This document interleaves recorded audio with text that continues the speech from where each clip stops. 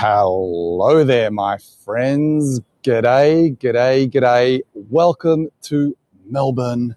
And here I am outside the Old Melbourne Gaol. And guess what makes this especially special and amazing is that I have the keys to your cell, the keys to the jail, the keys to knowledge, the keys to excitement, the keys to, well, I don't know, the enclosure. It seemed like I stepped in before and it seemed like we have the entire jail to ourselves. And you know what? There's something about this place that gives me the creeps. Could it be the endless tales of supernatural spirits floating around, apparitions, presences, ghosts, Suzanne? Exactly.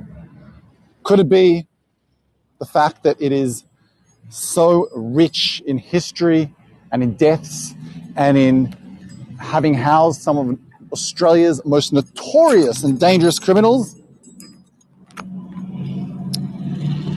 Well, and Lois has a great question. Welcome, Lois. Lovely to have you here. Lois is asking, what time is it there at the moment, Alex? I'm in the UK. So it is currently 10 o'clock in the morning here. Nice and early. I wish we could have done it a bit earlier, but a bit later, but then you wouldn't be available. So we have to make this as accessible for everyone as possible. Hello, Stephanie. Lucinda. Hello, from Texas. Welcome. Good old Texas. G'day, Sid. So nice to see you. G'day, Jenny. We've got TM, Suzanne, Stephanie. Lovely to have you all here with me. Catherine, of course. It wouldn't be an Alex tour without Catherine in it. Lovely to see you guys. We will begin in about 8 minutes. Okay, as I showed you before, we have the keys to the jail. We're going to be checking it out and hopefully encounter nothing but walls and information. I don't want anything else. I don't want to see the apparition of a man or woman in prisoner clothes. I don't want to hear any sounds. I don't want any breezes, indoor breezes. I don't want any of that. I just want to have a very peaceful and a nice tour. Cindy, you know what? I forgot my EMF reader. You know, I was so happy when I left the house. And as I knocked on the door and was waiting for them to let me in, I was thinking, what a beautiful way to start the day. And then I was like, wait a second, my EMF reader. Oh, well, it is what it is, my friends. But we'll have a great time regardless. And, you know, I will describe to you the presence that I feel. I do have my spirit box with me, so we may even do a little bit of spirit box checking. But this isn't a ghost tour. This is more about learning and immersing ourselves into how it used to be in the 19th century for prisoners here in Australia. Suzanne, are you the jailer? I believe I am, Suzanne. I believe I am. So you guys better be your best behavior, because there are, let me show you how many cells there are in here. We've got 30, 40 odd people. I think there could be a cell for every single one of you. 7 years. Well, TM, I hope you feel at home. I will be both locking you in and liberating you in this TM. In this in this stream. And here we go. Some of these cells are very haunted, particularly cell number 17, which is considered the most haunted cell, well, one of the most haunted indoor places in the whole of Australia. I'll just give you a little sense. This used to be, right here, they used to have a men's hospital, and then they demolished it eventually. And right here, you can tell, we'll begin in 5 minutes, my friends. Right here, there used to be, let me show you. Here you've got these drains. And this used to be where they used to drain the blood from when they used to execute the prisoners. They just used to like drain the blood in here. And so is this building just standing empty? So this is now a heritage listed building, Suzanne. And it used to be the most notorious jail. They used to send some of Australia's worst criminals, just to name a few. Frederick Bailey Deeming, who was speculated to be Jack the Ripper. Ned Kelly, who was our most notorious bushranger, who got executed right here. I'll show you where he got executed. I was serious about the blood, Suzanne. I certainly was. And here we have a university. Imagine going to university. This is called RMIT University. And then you have the entry to the jail. So this is where when they used to lead people into the jail. It used to be through here. It was quite an interesting experience for the prisoners who were led into the jail because they would have to go through this. Here was this beautiful garden with flowers and it was stunning. It was beautiful. And they used to go through here into the jail, into where they would spend the rest of their lives under the most disastrous circumstances a human can imagine. So, this is a jail, my friends. But here in Australia, we spell jail G-A-O-L. No, we haven't begun the tour yet, Katie. You are on time. We've still got 3 more minutes. I was just doing a little talking, but I want to introduce you guys to me. My name is Alex. I've been on Hago for almost 2 years now. Can you believe it? Time flies when you have fun. And I'm from Australia, if the accent hasn't given it away by now. And I love showing you my country. I love showing you, everything that has to do with Australia, introducing you and immersing you into my culture, and just having a lot of fun along the way as we learn, as we grow, as we feel these incredible experiences that elevate us. So let me just position the thing here. Hello, Lucinda. I'm pleased to meet you too. Is anyone else meeting me here for the very first time? If you are, feel free to say hi. Yesterday was very cold in Melbourne. Today is hot, and I've miscalculated my clothes because I'm wearing my warm pleather jacket, and I am boiling, but that's okay. It's going to be very chilly and cool inside the jail. Let's see. Let's catch up on some of your comments. I am the wench who has been complaining about you. Oi, oi, oi. Tonight I will write how much I have loved these last few tours I took with you. Well, as long as the complaining is good complaining, and not if that's possible, but as long as you enjoy yourself, Cynthia, that's all that matters. Lethargy, hello Lethargy. Thank you, Lorraine. Thank you so much for the tip. So here's the thing. Let's do a little intro. In this tour, if you're new to Hago, Lucinda, this is your first tour with me. Welcome, welcome, welcome. You love the picnic picnic tables. Yes, so do I. They're pretty cool, aren't they? Having a picnic right outside an old jail. So if you're new to Hago, here is what you can do. You can just enjoy the stream. You can interact. You can ask questions in the chat.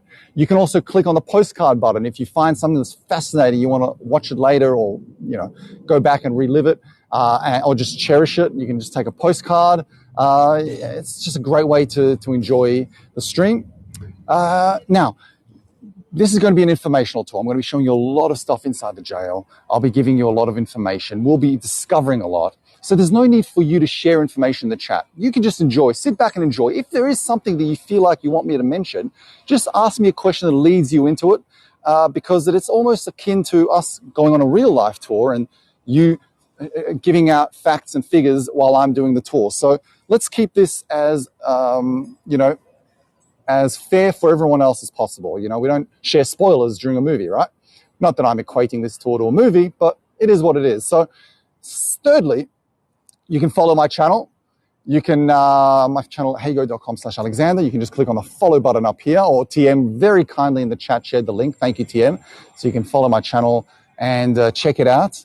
And this tour is brought to you by the National Trust the National Trust, which is an international company.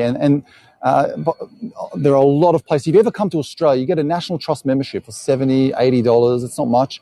And then you can attend a vast number of museums, old museums in Australia. So it's just a fantastic way. So if you're planning a trip to Australia, thank you so much, TM. You can click on the link that TM kindly posted. You can, if you want to, if you're heading to Australia, it's highly advised you get a National Trust membership, because then you'll give you free access to many things. I mean, that's how I accessed the convict penitentiary in Tasmania, because I have a National Trust membership. I couldn't not get it because it gives you so many opportunities, and it's just hard to resist. And not only do they offer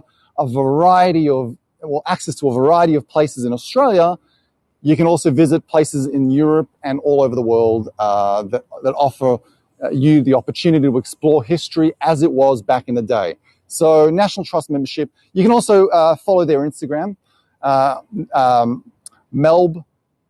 Old Melbourne Gaol. So Instagram.com/Old Melbourne Gaol. Check out their Instagram. Give them a follow. Show them the power of our Hago streaming community, so they can invite us again. No, seriously, give them a follow. They've actually got some very, very good content in their Instagram. I actually enjoy when their stories pop up, because there's always something fascinating if you do find those themes very interesting. But most importantly, follow my channel up here, hago.com/Alexander. You don't miss out. Thank you, TM, for the link to the Instagram. I really appreciate it. Oh, beautiful, lovely ship we saw in Hobart in Sydney today. Amazing. Cindy, beautiful. Okay, cool. So let's begin. Bronwyn's saying they used to Sam Samantha. I've been on one.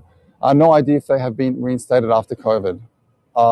They used to. Oh, okay, right. I must have missed the comment.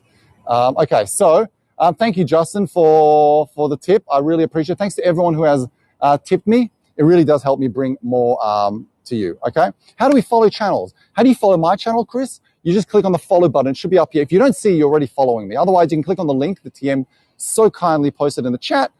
It'll open a new window. You click on the follow button and go back to this tab. Let's begin, my friends, because we have a jail to explore. You have been naughty. I'm sending you to jail. Let's go. And now we're going to step into the jail.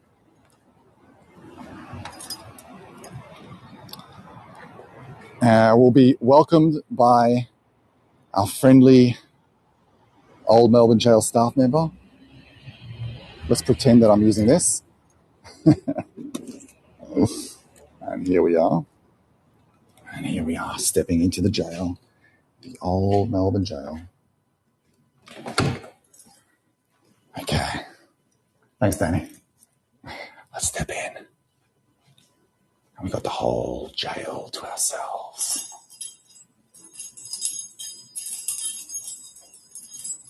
Your behavior has been unacceptable. Which cell should we send you to? Well, another question can be, which level should we put you on? Level 1, level 2, level 3. Unlucky 13. Wow. We're going to experience a lot of haunted cells.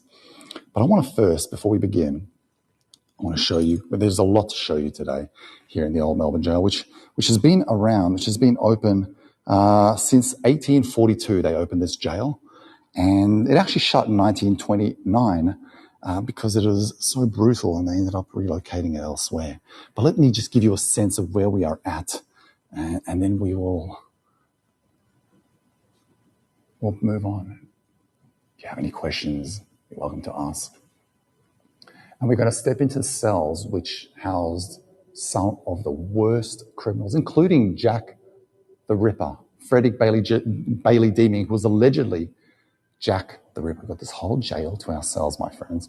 I'm spooked. I'm already feeling a bit of a presence, which is quite spooky. But I want to show you, this is a little model of what the jail used to look like. So let's have a little look from above. One sec, it's hard to see because of the light. This is basically what the jail used to look like back in the day. And over here you have the exercise yard, the male exercise yard. And this over here used to be the male hospital. All right. And these are all the cell blocks, right? Right. So we are currently in this cell block. And this was a labour yard where they get them to engage in hard work. And by the way, this over here was the female exercise yard. So this male housed female prisoners as well, Caroline. So male and female. And they shut down the female section, but we'll head to where this female section down there was. So we'll try to step into as many jail cells as we can. Was this the only jail at the time? Yes, it was, Suzanne. Then they opened not long after the Pentridge prison, which I'll take you to as well. We'll take you to Pentridge down the track. I didn't bring my EMF reader, unfortunately. Do they ever film movies here? No, they don't, Marilyn, unfortunately. Not that I know of. Maybe they would have, but not recently. I'll tell you I'll show you more interesting facts. Let's see if we can get into here.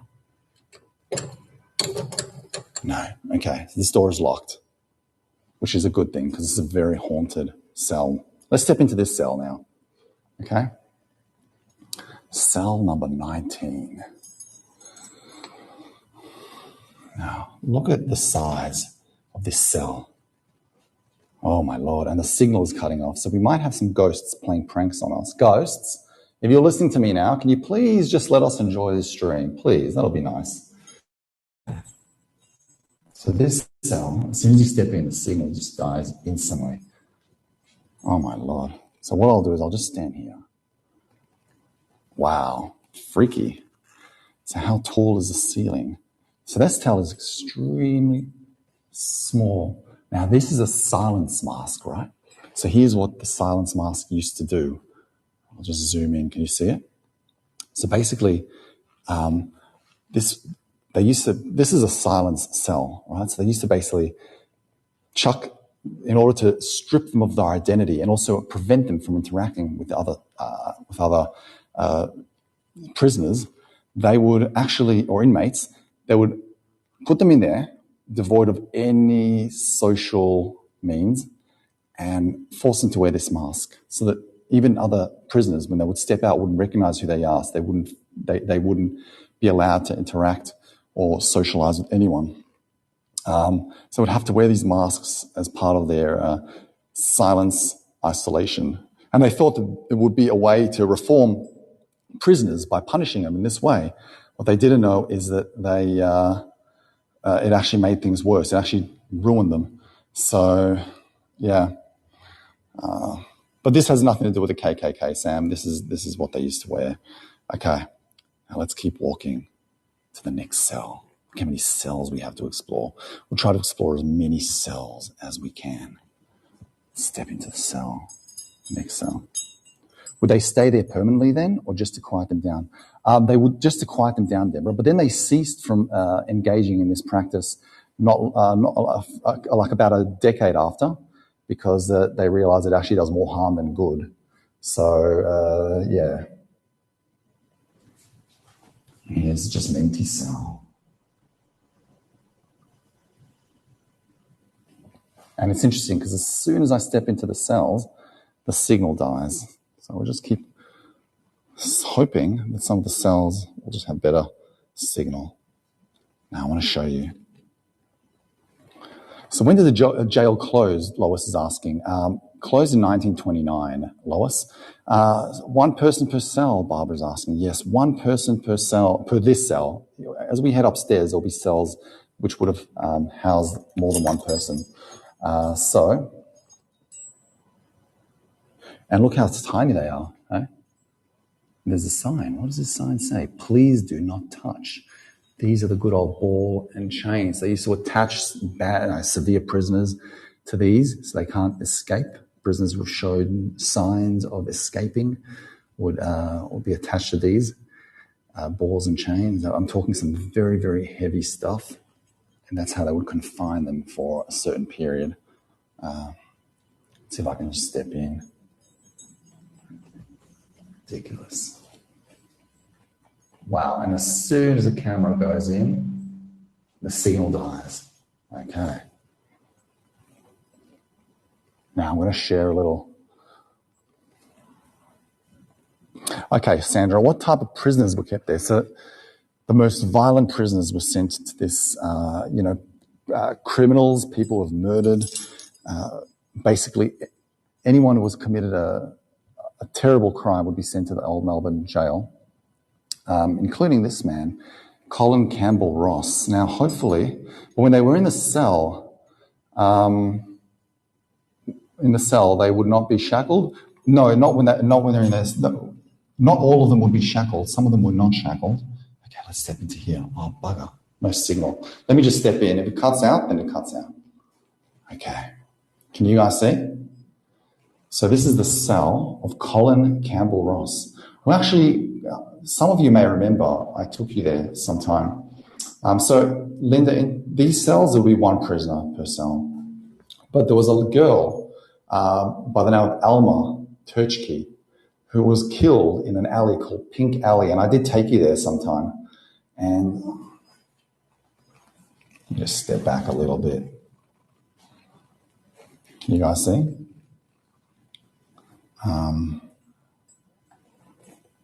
The signal is a little...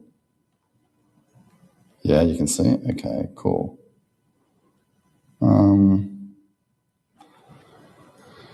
Okay, good. Fatima, when was the jail built? So the jail was built in 1842.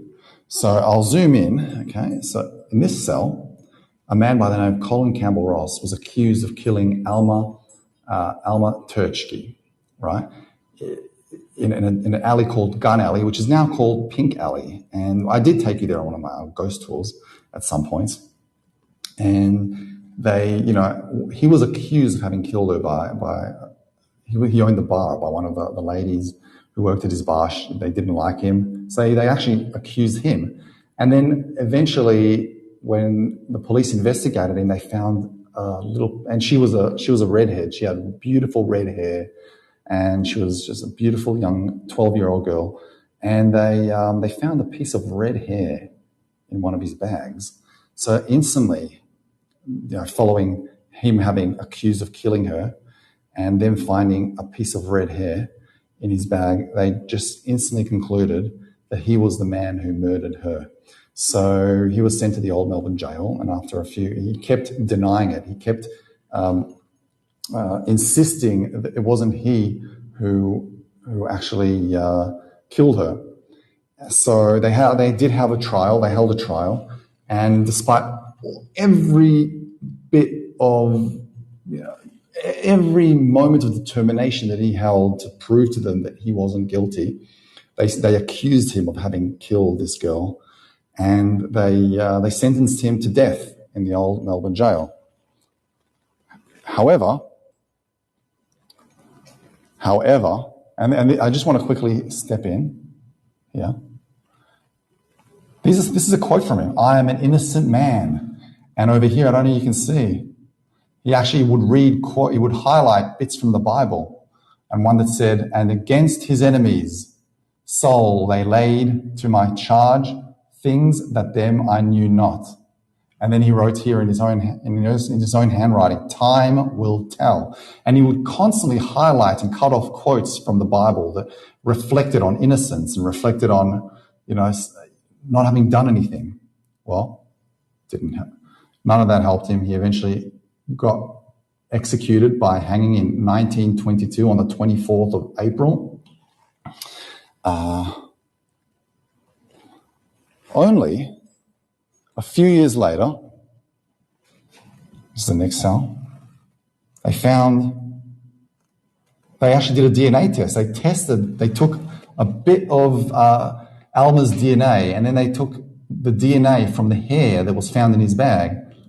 And these are the two DNAs. This is the hair. This is Alma's DNA, and they found that that there were two different hairs.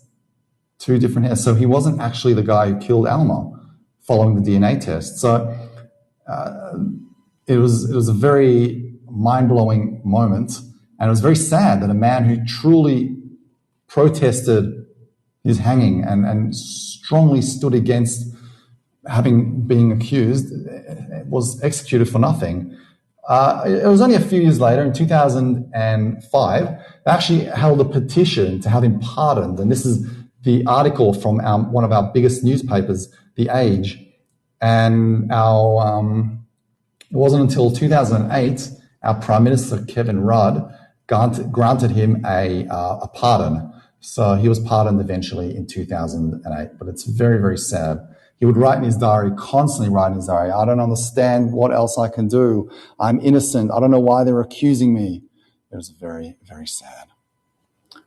Now, if we can finally get some signal in one of the cells, I want to show you inside one of the cells.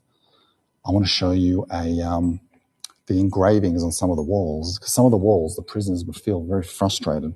So I would actually engrave their names and their messages. Now, a very interesting thing that you may find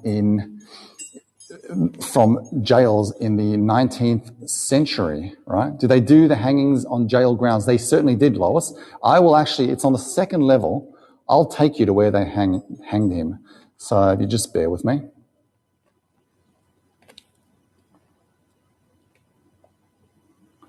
This over here, my friends, and I'll explain that. Okay, let me just quickly answer Dawn's question. It's a great question. So initially, when they first opened the jail, public hangings here in Melbourne were extremely popular. So especially if it was a notorious criminal, they'll actually hang them, and there would be crowds of thousands of people attending the hanging. So so in many cases, families would actually bring their kids along to show them the hangings. It was like a form of entertainment, which is a little twisted in a way. And they would do it as a deterrent to deter their kids from committing crimes in the future. So it was just sick. It was very sick. Okay. But this is a death mask, my friends. It's a death mask. And this is the death mask of a man by the name of George Melville. But before I talk about George Melville, I want to tell you a little bit more about death masks in general. So after having executed the prisoners, they would shave their heads, and then they would put a cast around their heads and create a mask using, I think it was silicone, create a mask of their face, a mold of their face of what it looked like straight after the death. TM has a great question. For what purposes? You see, at the time, right, the time that criminals were convicted and executed, there was a whole study, there was a whole theory going on that the way the skull or the body or the shape of the head of someone is structured can determine whether they are psychopathic or whether they are more likely to commit crimes. So as part of their study of how the shape, that's right, thank you, Bronwyn, phrenology. As part of that, they would actually mold, exactly, to study later, they would actually create a mold of the person's head after they had killed them. So this would have been the face of George Melville after he had been killed. So to show you, or to study if the shape of their head is in any way a determining factor of what had led them to kill or why they had killed. Well, here you go, Annie. I'm going to take you to see Ned Kelly's death mask. I'm going to tell you his death mask is inside of this place. But yeah, George Melville, he was a former Tasmanian convict, and he was actually a member of a gang, and he was actually caught for transporting over 2,000 ounces of gold and 700 pounds of notes to Melbourne. And when he was caught, most of his gang members, they are the bushrangers, escaped, but he was arrested. And, later on he tried to escape by ship, but then again, he got caught and he was found guilty of murder because at one point he murdered a staff member. And so he was sentenced to hang in 1853. And yeah. And interestingly enough, after his execution, his body was released to his widow, and she actually decorated it with flowers and put it on public display in her Melbourne oyster shop. So speaking of using his dead body to make money and profits. Okay, let's keep walking. I'll show you for those who have just joined. Show you around.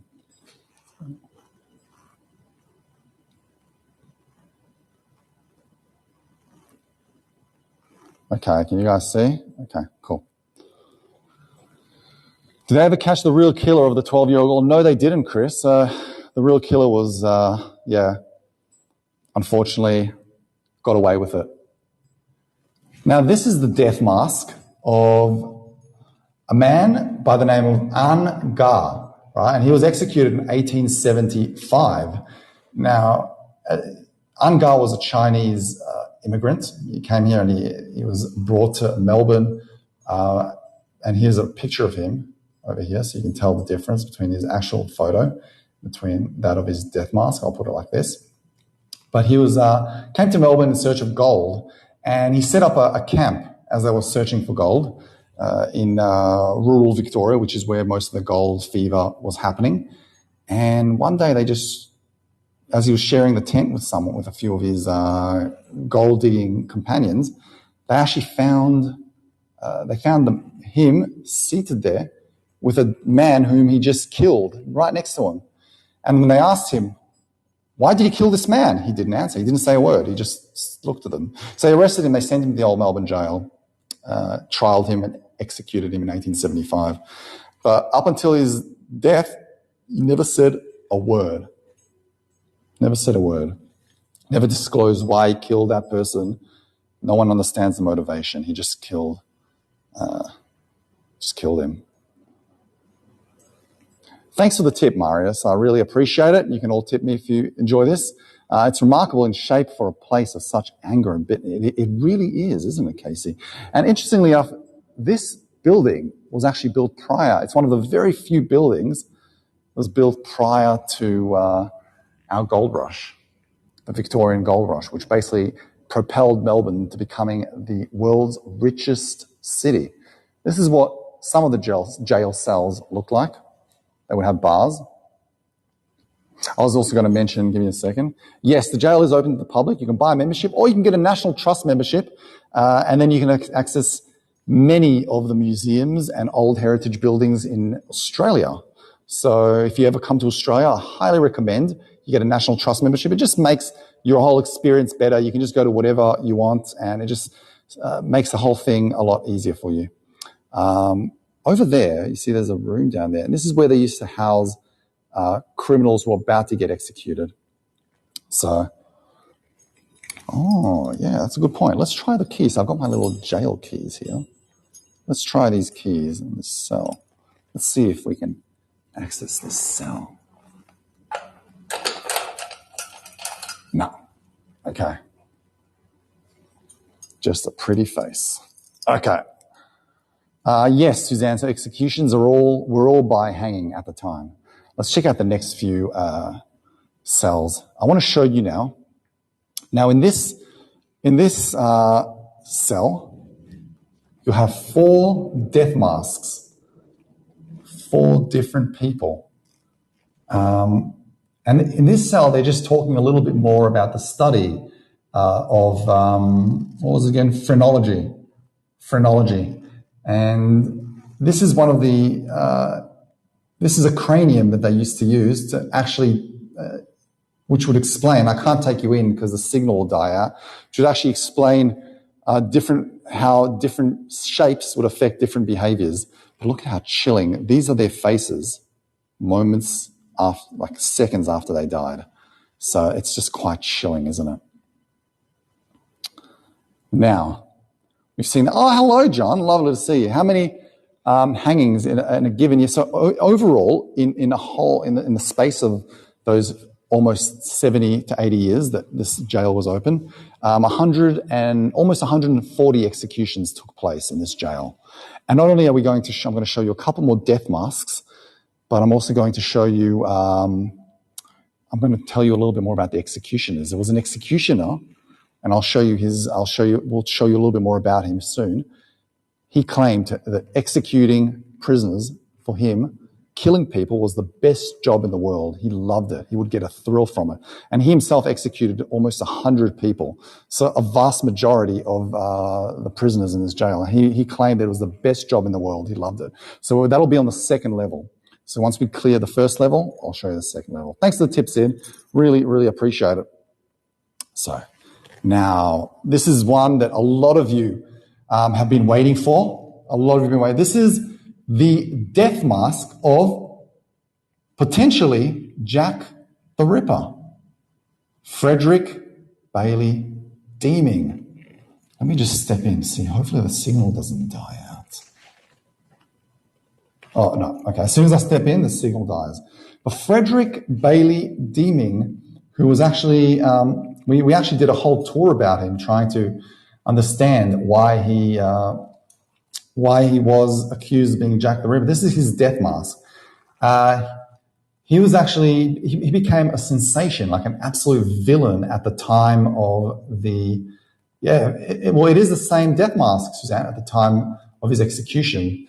Thousands, almost 10,000 people rocked up, standing outside the jail, and they were all cheering on his execution. They were all going, they were praising the fact that he was going to die. Frederick Bailey Deeming murdered his first wife and his 4 kids, and then he murdered his second wife and buried her or hid her underneath the house with concrete. So, oh my God, Lois, I'm so sorry. But in 1892, there was a man by the name of John Stamford. He was the owner of a house in Paran, which is a suburb. He was showing a prospective client through the house when he noticed, in his words, a disagreeable smell. Well, he did what every normal person would do. He called the police, and the police dug out where the smell was coming from, and they found the body of Emily Mather, who was Frederick Deeming's second. Well, he was a bigamist, so he actually had 3 wives. So she was his third wife, and they found her body there, and it was under the hearthstone. And after further investigation, they contacted the police in England, and they realized there were more murders that were happening. Now, interestingly enough, what I found most fascinating, what I found as the most concrete bit of evidence that to me illustrated that he could be Jack the Ripper, was when he was during the Whitechapel murders. He was there on those exact days. He was actually in London around that time, and one of the ladies he went on a date with, he was trying to seduce and ultimately probably kill, claimed that a man by the name of Henry Lawson, that's one of his aliases, because he used about 5 aliases, pulled out the paper and noticed the murder of one of the victims. I forgot her name. Sorry, pardon me. And claimed, who would ever do something like that? If I would do it, I would do it like this. And he kept talking about the murder and talking about how the murder could have been done. And he was obsessed with that particular murder during that exact time. So interestingly enough, he was a huge suspect. Let's keep walking now. But they eventually caught him in Western Australia. He caught the train, headed to get a job in Western Australia, and they found him. He was 38 at the time of his execution, Suzanne. And they caught him in Western Australia. They brought him back, and they executed him. And many actually claim that his ghost still roams Melbourne. Let's keep walking. Some cells, like this one over there, he wasn't banished, Marius. He was actually he actually came to Australia on his own. He was a con artist. Here's a table and a chair. Sometimes prisoners will just request a table and a chair so they can write their memoirs or write in general. It's my pleasure, Barbara. It's great to have a criminologist in here. I bet, yes, Casey, they are not in this Old Melbourne Gaol, but yes, they are death masks of royalty. Built in 1842, Cindy. Okay, let's keep walking. Could they have visitors? No, they couldn't have visitors. I'll just give you. I want to show you very quickly. Check out the writing. Check this out. This is actual engravings from prisoners. 14 days to go. That person may have been on 14 days away from being executed or being released. 11, 12, 1845. So 45 would have meant 1845. And over here you have a punishment mask. So would wear these extremely uncomfortable masks and isolate them so they can feel extremely uncomfortable. And it was a form of punishment. Making it their mark, literally, exactly. It was open until 1929, Alessandra.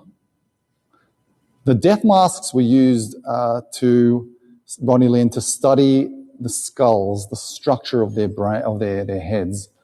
Now, I want to show you the death mask of a lady who was known as the Black Widow of Richmond. And we did discuss her in one of my ghost tours. This is the death mask of Martha Needle. Do you guys remember her? For those who attended my ghost hunting tour, Martha Needle, who allegedly, or who, no, not allegedly, who actually did kill her, she killed her husband, then she killed her fiance, and then she killed her 2 kids. So this is her death mask, and she's one of the first women to be executed here in the jail. Well, hopefully we can come across the death mask of the first woman to be killed in the jail. But Martha Needle, she was actually born in Adelaide, and she grew up in a violent and abusive household. But she seemed to be stable by the age of 17. She got married and she had her first child at 1885 in Melbourne. She moved into Melbourne to marry her husband. She settled in Richmond. And but interestingly enough, by 1891, both her husband and her 3 girls were dead. They were killed. No one knew why. They thought it was a natural cause, but ultimately she poisoned them.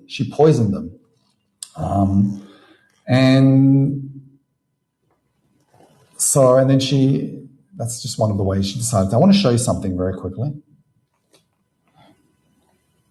Psychopathic, Suzanne. She was a psychopath. Look at these engravings. And these are all engravings of prison. It could have been her engravings while she was in the jail.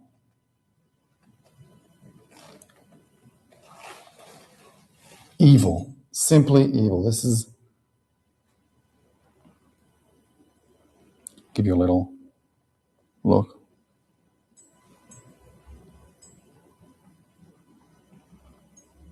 Let's keep going.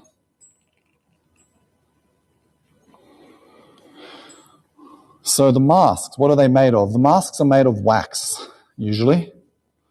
Wax. Sandy from Edmonton. Here's another death mask of Felipe Castillo. We can't go through all of the death masks. And here we have a few doors that are shut. The whole jail to ourselves.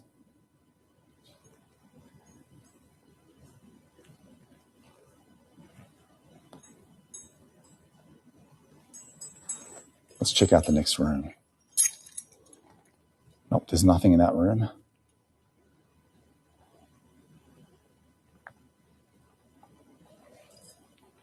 So I've been there before, Barbara. I've been in this jail many times before.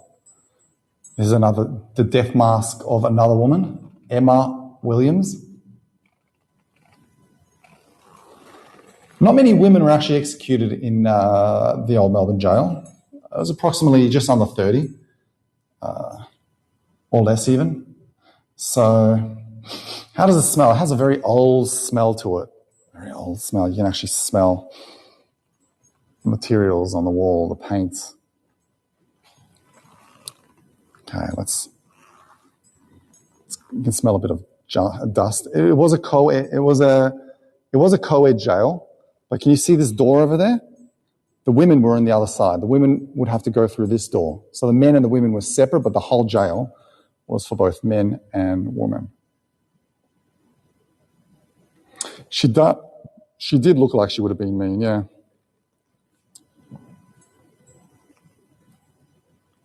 Did the women have female guards? No, Suzanne, great question. No, the women had male guards.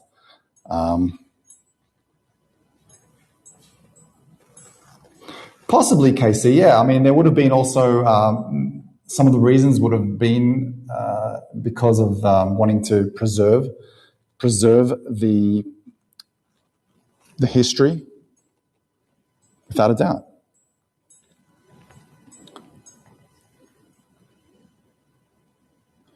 Bronwyn, I do have exclusive access to the jail today. Now, here are, what's the concrete block with numbers on, Alex? So these numbers are the cell numbers. 2, 3, 4. In the last cell. Oh. Let me see if I can find the cell that you're talking about. Concrete blocks with numbers. Oh, right, yes. Here we go, the concrete.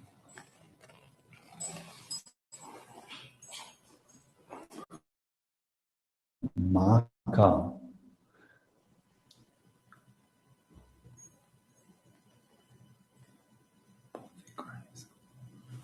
So these were blue stones that they would use to mark the prisoners' graves. But they wouldn't have their names on the graves, just a number. Were there ever big prison breaks here? Katie's asking. There were no, actually, no. It was a very well. The security was very strong. So this one over here, can you guess whose this one is? This one here is the bluestone engraving of Frederick Bailey Deeming. And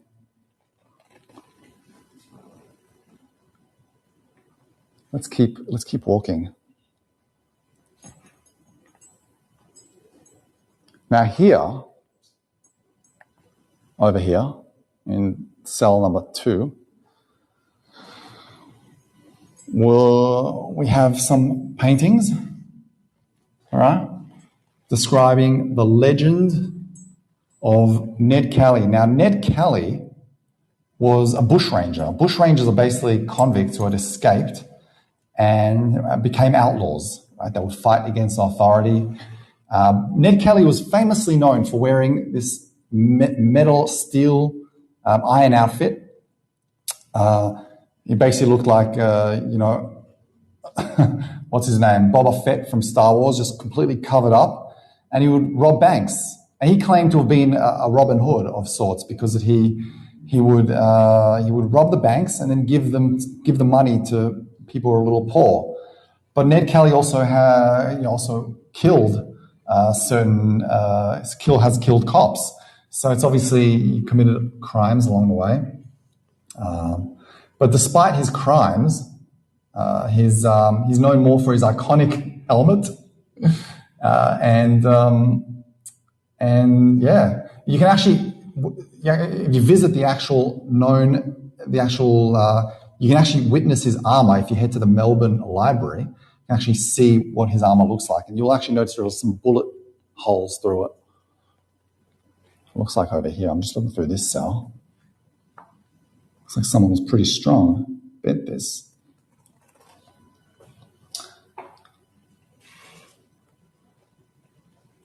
Pretty cool. And these etchings, these are called the dust series etchings. No, these were not etched by Ned Kelly. Dawn? These are not etched by Ned Kelly. Why aren't you alone in the jail? What do you mean? Wait, you're saying that I'm not, can you see something else? Because that's going to be very freaky if there's someone else in the jail. Let's have a look through this cell, which is shut, but let's peep through the hole. What can we see if we peep through this hole? Ooh, stop it, Katie. Now I'm getting nervous. Can you see anything? Oh, it's a staff room. Ba-bow. Well, that's a shame. But that's basically how the guards would keep an eye out on the prisoners when they're alone. They would just peep through the hole, just see if everything's okay, they're not misbehaving. Here's another empty cell over here. Oh, why are you alone? I don't know. I think I did notify them of my arrival. They may have just given me the whole jail. They haven't explained why I'm alone. Some more information about Ned Kelly. And I might even, if you want to follow my channel, I'm actually thinking of heading to where Ned Kelly was originally from, his hometown. I might even do it this month, to be honest. And I might do a whole tour teaching you about Ned Kelly. Interesting, Lisa just said he looks like a modern. He does. He looks like a hipster, doesn't he? He just looks like he could make amazing coffees, doesn't he? Thanks, TM. I appreciate the link. So yeah, you can just follow my channel so you don't miss out. Yeah, well, they actually did, but the tour guide was not feeling well. So the guide was not feeling well. So I'm on my own. Would be nice if I could step into the cells without the signal dying, but that's just how it is. And here we have the conflict that ensued between the Kelly gang and the police, which basically led to his capture. He was injured, and ultimately his execution. And these were the guns that Ned Kelly used to fight the police. He would have been a success on Tinder. Yes, he definitely would have. Okay. I'm going to try something. I'm just going to try using the Wi-Fi. Hopefully that helps a little bit. So just bear with me. We'll see if that helps. Okay. So this is more. So there was an £8,000 reward to capture Ned Kelly. Now, to give you some perspective, £8,000, $1 million. So people would be given $1 million if they could capture Ned Kelly, which is quite interesting. Okay, let's keep going. Bear with me. I'm just trying to connect to the Wi-Fi so we can get some signal. Okay, so now I'm connected. All right, let's see if this works now. Let's see if this works. We're going to try something, okay? So just bear with me.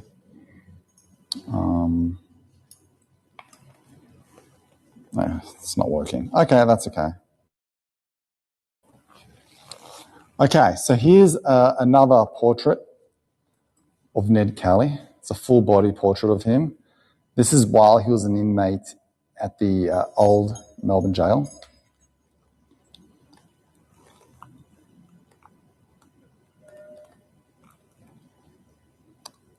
Scary looking dude, yeah, he was, Lois is saying, very easy on the eye. It's the bad boy look, isn't it, Lois? He even had a fashion sense. Here's his death mask. Caroline is also conceding that he is actually kind of handsome. Interesting. Thanks, Chris, for sharing that fact. And here's Ned Kelly's death mask. This is what he looked like seconds after having been executed. Pretty sad.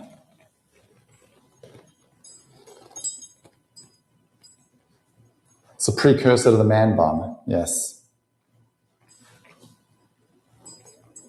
Interestingly, he was very close to his mum, Ellen Kelly. They actually shaved his beard off. He's very close to his mum, Ellen Kelly, and she obviously opposed. She actually worked in the jail. She was also a criminal. She worked in the jail, and his last words were actually to his mum, and he said to her, well, she said to him on the day before his hanging, she allegedly said, "Mind you die like a Kelly, son."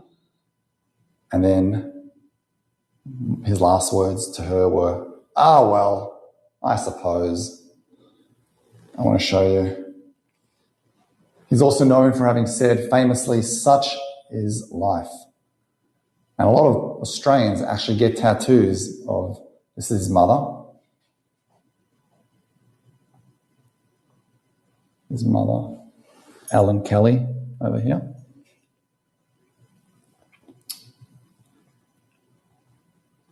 And this is Ned Kelly. He was injured because he was shot during the shootout with the cops. This is him being brought to the hospital, which was attached to the jail moments before his incarceration. Let's keep walking.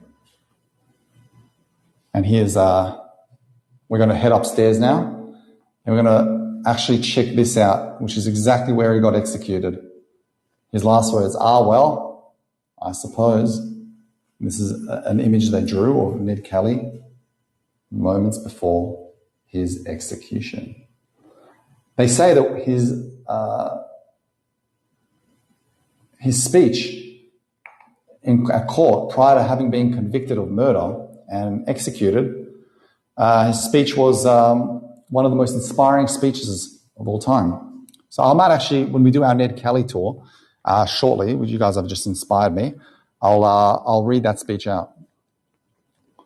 No regrets, unfortunately, Suzanne. It would have been nice if you showed a little bit of remorse. Now this over here, so one of the first movies in the world was a movie called The Story of the Ned Kelly Gang. And this is the armor they used for the movie. 1909 is when they shot that film. This is the armor they used for the Story of the Ned Kelly Gang, which is one of the, but it's a very accurate representation of what his armor looked like. You want the actual armor, you go to the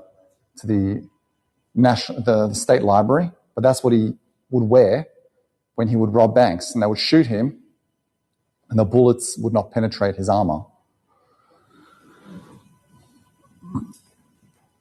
Yes, there is a bit of a Tin Man vibe to it. Now, these are punishment cells. And as this actually says, punishment cells, this recently revealed space, and I'll point at it in a second, was the entrance into the lowest level of the now demolished female cell block. Both male and female prisoners were locked in these punishment cells with no windows, for days at a time. The purpose of these cells was to break the prisoner's spirit by total sensory deprivation. No light, no sound, no human contact, and very limited food. So that was revealed to them following excavation. These would be down here. You would have found the punishment cells, far from everyone else, all the way down. Yes, and apparently executions were one of the most painless ways to die for prisoners. It would be an instant death. It would snap their neck. Now, this section over here is talking a little bit about, this is a torture lashing mattress that would, or a lashing triangle, sorry. They would attach the prisoner to this. Their belly would be facing the mattress. I wouldn't say pleasurable, but I would say one of the most painless. Thanks for the tip, Cynthia. Really appreciate it. Merci beaucoup. This is a lashing triangle, right? And prisoners who, had committed an internal crime were actually sentenced to a lashing, and they were tied down to this frame. Their shirts would have been removed. They would have had a large leather belt fastened around their waist to protect their kidney, and a collar around their neck, a leather collar, to stop their throat from being cut from the whips. And then the whipping would be administered by a fellow prisoner who would volunteer to do it. Obviously, a psychopath. So they would volunteer to whip their fellow prisoners, and those same people who would perform the lashings would also perform the hangings. So they would actually derive a lot of pleasure from lashing and from executions. And they would whip with cat o' nine tails, which were hear me out on this one, right? The whips that they used for the lashings were actually soaked in salt water. Ouch. Soaked in salt water. But they did that, even though I can imagine it would be very painful, but they did that to minimize the infections. So it's very, very, no, Bronwyn, they were inmates. The hangmen were actually inmates, and we'll talk about that later. So let's just patiently await. And then after the whipping, the prisoner would have been taken to the prison hospital, right? And they would rub more salt onto their back, right? Oh, how kind of them. And they would rub more salt onto their back, and just to, again, prevent infections. But can you imagine how painful it would have been for them? I'll just go like this so you can take a postcard shot of this. And, obviously the scars will remain there for life. And they used this triangle, even after they closed this prison, they brought this triangle onto the Pentridge prison, which is also now closed. And they used it until 1958. So it's up until recently they used these triangles. And now, why would they whip the prisoners? They would whip them for refusing to work, like if a prisoner refused to do their jobs, or if a prisoner was tapping on a cell wall to bother the guards, or if they would throw bread down in a defiant manner in which they would actually, stand up against the guards. They would cop lashings for all of the above. So, well, yeah, so logically you'd think adding salt to wounds would inflict more pain, but they actually told everyone that it was to help disinfect the wounds. And this is what it would have been like for a prisoner arriving in the jail for the very first time. They would have entered through where we entered, right? Sorry if I'm not reading your comments. I'm trying to explain this all to you guys. They would have entered through here. Then the guards would have sent them into here. They would have been washed, right? You see there are baths in here. So they would have been bathed and washed by the guards and cleansed, and they would have been clothed, and then they would have been sent to their cells, and they would have been sent to clean straight away. So they would have been given chores straight away. Yeah. Let's keep going.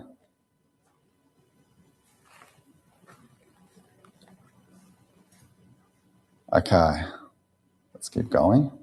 Now I'm going to take you upstairs to the execution podium, and we will see what it was like for prisoners who were executed. Let's keep going.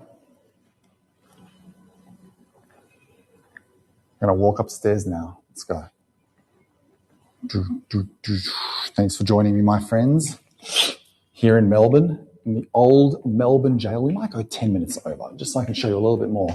But it's going to be very hard to show you everything because it's a 3-story jail and there's a lot to show you. But here, my friends, this over here, good idea, TM. I might consider a part 2.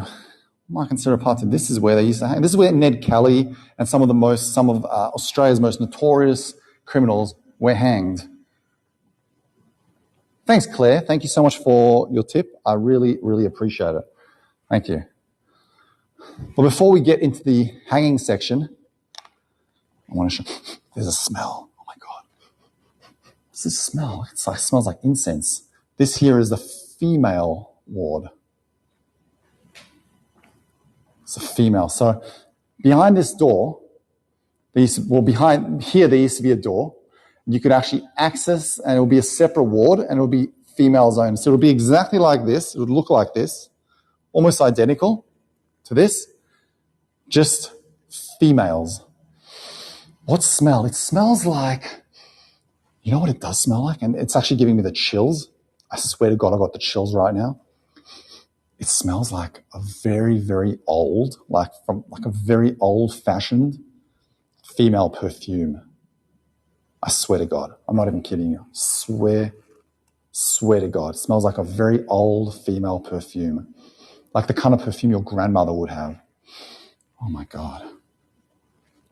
Okay. Anyway, this is the female ward. This is what the female ward looked like. I'll give you some images. Which is, we won't access the ghost is wearing it. Now you guys are scaring me. You're freaking me out. This is what the female ward looked like. This is what the females wore. They wore elegant clothes.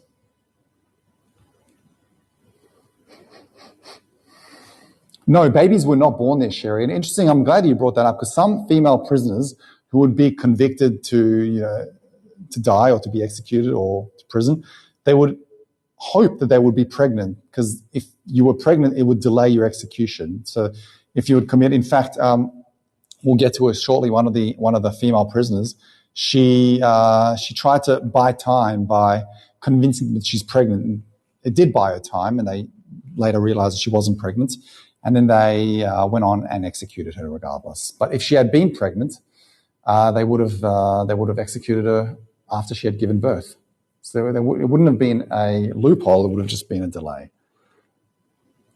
Female ward, which was built in the 1860s. Yeah, look, Ruth, you're right. Just to put you all at ease, Ruth is right. It could just be air freshener. There's a toilet behind me. Beyond the wall, in your right, stood the female ward. There we go.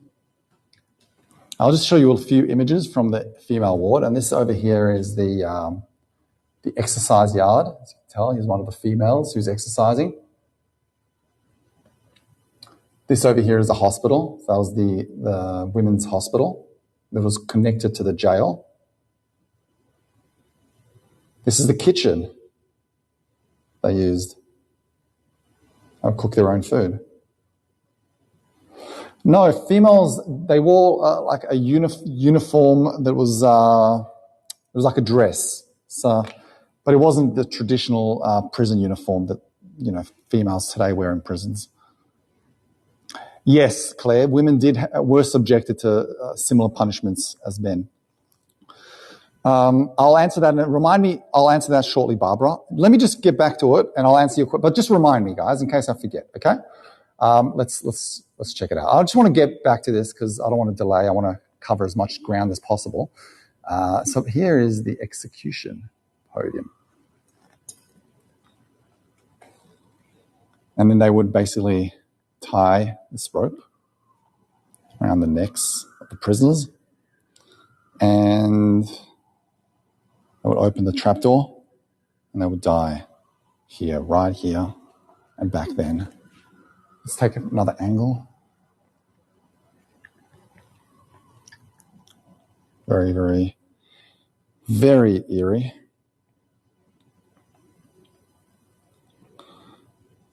And 133 people were hanged on this podium.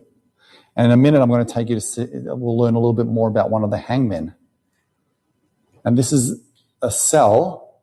This is where they would hang out for a few hours before their execution. So they would leave them here. They would have their last meal.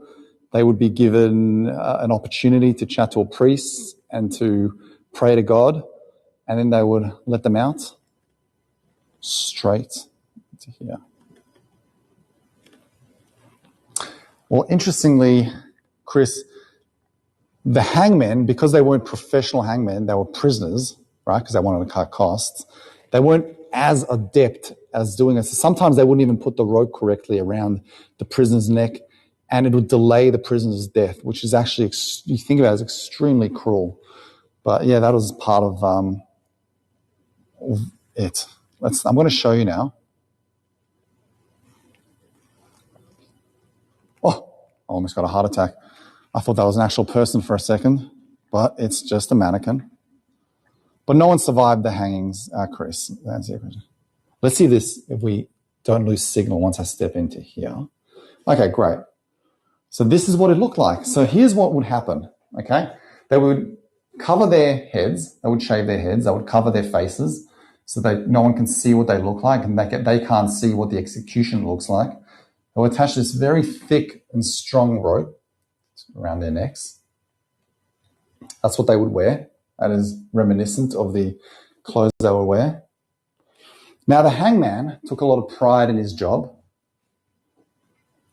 And this would be the hangman's box. So the hangman, it's almost like his suitcase.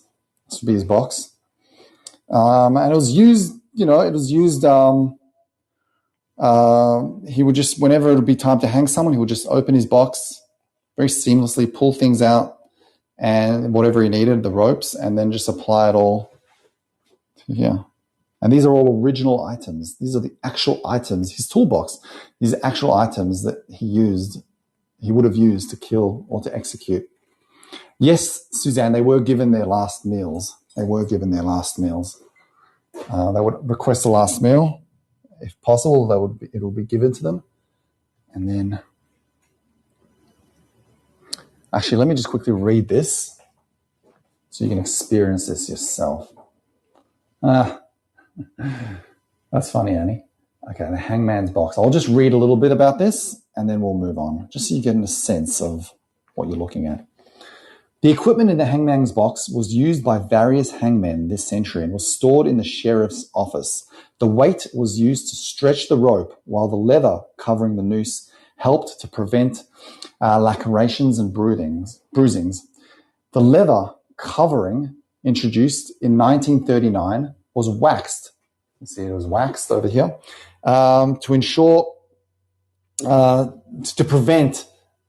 was waxed to ensure that the brass ring slipped smoothly over the rope. The arm and leg shackles restrained the prisoner before the execution. You can see here. Before the execution. After the hanging, the body was placed in a canvas bag and removed. Oof. The items in this room are all original and are all on loan from the sheriff's office. They're on loan right now. Thank you, Katie. Thanks for saying that. I appreciate that. Now, I'm going to show you over here in this cell, before we end it, I'm going to show you two more cells. In this cell, we're going to step in. I'm going to show you, we're going to talk a little bit about the executioners, because I did promise you we'll talk about the executioners, but I want to show you the cell of the first woman to be executed in the Old Melbourne Gaol. It's quite a touching story. I hope they don't show me her death mask. That'll be a bit chilling. Wait, it's not here. Let me just double check where it was. Hold on. Ah, here she is. Okay, so this was the cell of Elizabeth Scott. She was the first woman to be executed in the Old Melbourne Gaol. So cell, actually this wasn't her cell, but this is reminiscent of her cell. And they just talk about her. I'm going to read this out to you so you get an idea, okay? Victoria, which is the state that we're in now, was once called the most drunken community on the face of the earth. Alcohol-fueled violence was common. Women and children often suffered as a consequence. Elizabeth Scott was 13 when she was married off to a man 22 years her senior. Can you imagine that? She was 13 years old and she was married off to a 35-year-old man. Crazy when you think about it. Even then she was considered young, but the laws were very disadvantageous for women. Now, not only was she married to a man 22 years old at the age of 13, her husband at the time, who she was forced to marry to. He was an alcoholic. He was abusive. He would beat her up. He was violent, and the marriage basically ended when he was shot in the head. Now, here's the interesting thing. It wasn't Elizabeth Scott who pulled the trigger when she shot him. Even though she was the one who was found guilty of murder and became the first woman to be hanged here in this jail where I just showed you in 1863. What happened was the prosecution easily convinced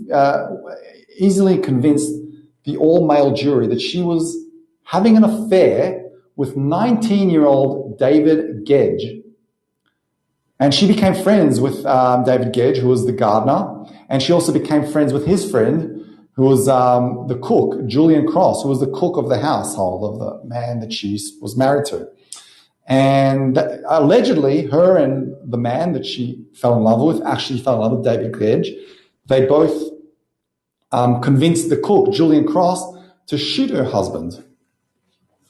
And all three of them were faced the death penalty.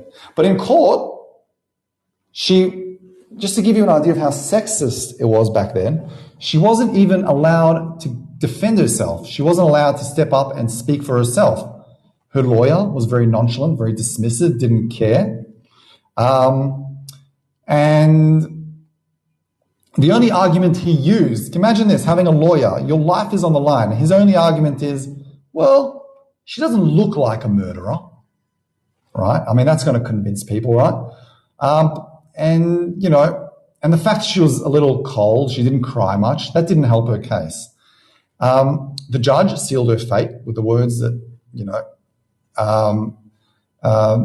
by saying that she actually acted contrary to the expectations of her gender and betrayed her feminine role, right? Because women at the time were actually meant to cry and express emotions and dismay and regret. She was very cold, and she justified it. Well, her husband was abusing her. He was, in a way, it was a form of pedophilia. He was a pedophile. She was 13 when he married her, and she wanted out, right? So she was only 21. She convinced the man David Gedge Julian Cross to kill him. But she was betrayed not only by obviously her abusive ex-husband, but also by David Gedge himself, the man she fell in love with. Apparently he didn't stand up for her. Apparently when she really needed him to step up and say, look, she's innocent, this is what happened, he never did. He just kept silent the whole time. Her last words, moments, seconds before she was about to be executed, seconds before she was going to be executed, her last words, imagine her here, ropes around her neck. David Gedge is standing here, waiting to go next. She was the first out of the lot to be executed. Standing here, and she turned to David when I asked her, do you have any last words you want to say? She turned to David and said, David, will you not clear me? Meaning, will you not stand up for me? He didn't say anything back. And then they pulled the trapdoor and she died instantly. Those were her last words. So she was betrayed. She was constantly in a state of betrayal by men. And they say that her ghost still to this day haunts the Old Melbourne Gaol. But she still, her presence is only felt by men. And she wants to just basically seek redemption for having been betrayed by men her whole life. So terrible, terrible injustices. Absolutely Barbara. So sad. Could be her perfume, Casey. Okay, now I want to show you the next room before we finish this. Don't leave yet. I want to finish with a few more notes. Very quickly. Just want to show you this. This was called the Cat O' Tails because it left a mark, like a cat's scratch on the prisoner's back. So it was like a lash, and it had all these ropes, and it was just like they would lash and it would just leave these huge marks on the person's back. One sec, I want to show you the executioners now. Was it normal to marry girls? Well, there were no age limits, unfortunately, at the time, Sandy. And I think it's also sick that the parents even allowed that to happen. But yes, basically she was the parents' property and they gave her away. I want to show you this man, John Andrews. Look at this man over here. Known as one of the most terrifying executioners. And then there's another man, William Bamford. These are the executioners of the Old Melbourne Gaol. Interestingly, William Bamford used to say that he enjoys his work as a hangman, and once he was seen shedding a tear of happiness while executing one of his friends. And then he said, I can't help it. He was a pal of mine till the other side. But he was actually known for having said that, it was the best job in the world. He loved it. He made quite a career of it. He loved it. He took a lot of pride in executing people. And over here, we have this man. They were both prisoners, right? They used to get prisoners to execute other prisoners. And this is John Andrews. I want to share an interesting story about John Andrews, because John Andrews, interestingly enough, while he was in prison, he actually converted to Judaism. He was a Roman Catholic, but he converted to Judaism because he actually found the Jews in jails were given kosher meals and they were given Passover cakes. So he converted to Judaism so he can be given once a year this Passover cake and and kosher foods. Maybe he liked the kosher foods more. But it turns out I don't think he gave a damn about Judaism. I think all he cared about were his love for cake. He also married a fellow prisoner. Her name was Mary Jane Parsons. He was given one of those very rare privileges. But look at how he looked like. I mean, that is not a man you want to bump into in a dark alley, no doubt. So yeah.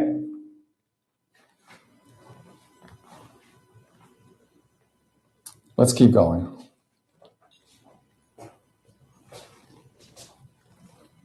I'll walk over that. Suzanne's got a great question. How are executioners chosen? They volunteered. So they would set an application. They would volunteer to be executioners. They would volunteer to go ahead and kill prisoners. So, look, I could keep taking you onwards, and I might even consider to do a part 2, if I can tell that the interest is good enough. But I want to thank you all. I want to show you how much more we could have explored. You've got all these cells, more cells up here. You ever come to Melbourne? I highly recommend, again, you get a National Trust membership, just so you can, once you pay for it, you can access any of those. You can access the Pentridge prison. You can access old mansions. You can access so much. Also, be sure to follow their Instagram. It's just Old Melbourne Gaol. And in their Instagram, you will encounter a lot of amazing stories about the jail and about what's coming up. So also follow my channel, my Hago channel. I can already notice that someone followed me. Thank you so much, Carol. So follow my channel so you don't miss out. I'll be doing a tour now. You guys have inspired me, so thank you. Thank you, Sherry. You guys have inspired me to do a follow-up on Ned Kelly's life story, who was one of the most infamous and famous and notorious criminals in Australian history. So we'll check that out. Thanks, Diane, for the tip. Thanks to all of you for your tips. I really, really appreciate your tips.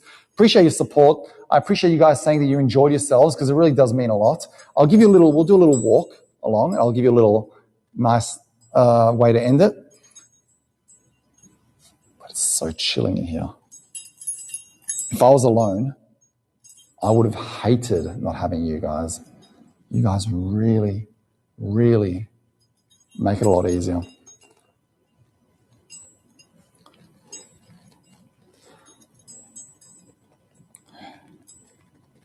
Alex, was it a state? It is a state jail. It was a state jail. Great question. Yes. Here are the jail cells. I want to thank you guys. And the third level's up there. Now, I want to share an interesting fact about this jail. They actually do events. So some work parties will actually have they'll set up dinners here. So it's quite an interesting place. I actually found a picture of a huge table set up down here, and they just had a work dinner, and people were eating, there were waiters serving them. But yeah, you guys protected me. They're actually, when you do come to Melbourne, if you decide, you can actually do night tours, ghost tours. They actually take you in at night, middle of the night, and you'll have a guide, and you step into the cells late at night, and each person gets allocated a cell. So it's freaky. I don't think I could do it. They offered it to me. They were like, hey, do you want to do that as well so you can talk about it? It's like, I don't care if I have 1 million of you on board. I'm not doing that. So, and that is when most of the ghosts come out. So, yeah, anyway, thanks guys. I really, really do appreciate it. You have to go one night. No, I don't know. The meter would go. I think the ghost meter would actually break if I did it. If I did that. Okay, ladies and gentlemen, thank you so much for your time. You have one too, Carla. Wow. Did you watch The Mole on Netflix? No, I didn't, Emily. I'll check it out. Thanks, guys. I appreciate your company. Thank you so much for the nice words. It really does make it worthwhile when you say so many nice things about the tour, and it really does, because it means a lot to me that you enjoy yourself. So I'm so glad that you enjoyed yourself. I'm so glad that you found some value in it.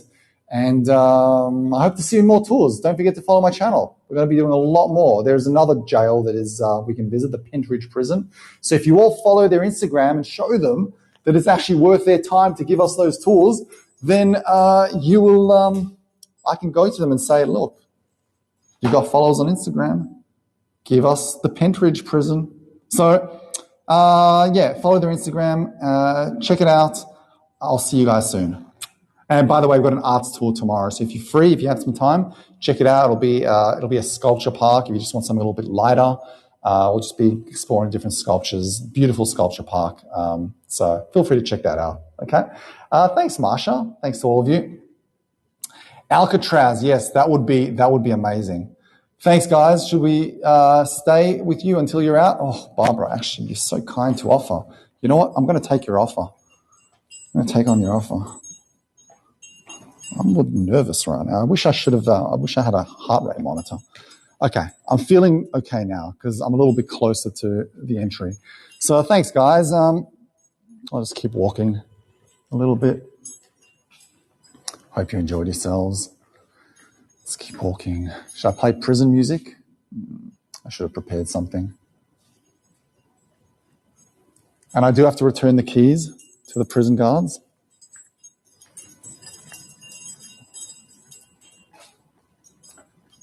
Thank you for the tip, Lynn. Appreciate it. The Great Escape. Whew, such a chilling. Now, do you want to see where remember I was telling you guys about cell 17? Those who actually were on my ghost tours? Cell 17. Most haunted cell in the whole of Australia. Or the most haunted spot. The whole of Australia, cell 17. Yikes. I'm getting nervous just looking at it. Okay, guys. It looks locked, and I don't think they will ever let anyone in. Actually, when you do the ghost tours, there's a hole you can actually peep through. When you do the ghost tours, they let you in to cell 17. Many men who actually step into cell 17 feel a breeze, and many men have felt a very hostile presence and have heard a female voice going, go away, leave. So again, there have been a lot of speculations. It's Elizabeth Scott because she's been betrayed by men, and she's a little unhappy about it. So yeah. Okay. Love you guys. See you later. You guys are the best. I'll see you soon. Bye.